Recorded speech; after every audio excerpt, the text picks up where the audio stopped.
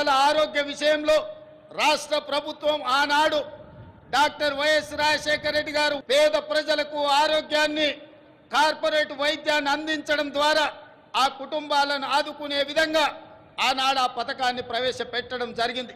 5 లక్షల రాజీవ్ ఆరోగ్యశ్రీ పథకాన్ని పేదలకు ఉచిత వైద్యాన్ని అందించడానికి 10 లక్షల రూపాయలకు పెంచి డిసెంబర్ 9 నుంచి అమలు చేసి పేదల ఆరోగ్యాన్ని కాపాడే విధంగా ఈనాడు మా ప్రభుత్వం ముందుకెళ్తుంది.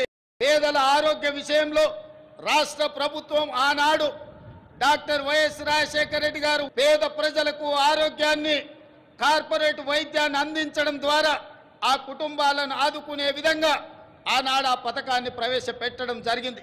5 లక్షల రాజీవ్ ఆరోగ్యశ్రీ పథకాన్ని పేదలకు ఉచిత వైద్యాన్ని అందించడానికి 10 లక్షల రూపాయలకు పెంచి డిసెంబర్ 9 నుంచి అమలు చేసి పేదల ఆరోగ్యాన్ని కాపాడే విధంగా ఈనాడు మా ప్రభుత్వం ముందుకెళ్తుంది.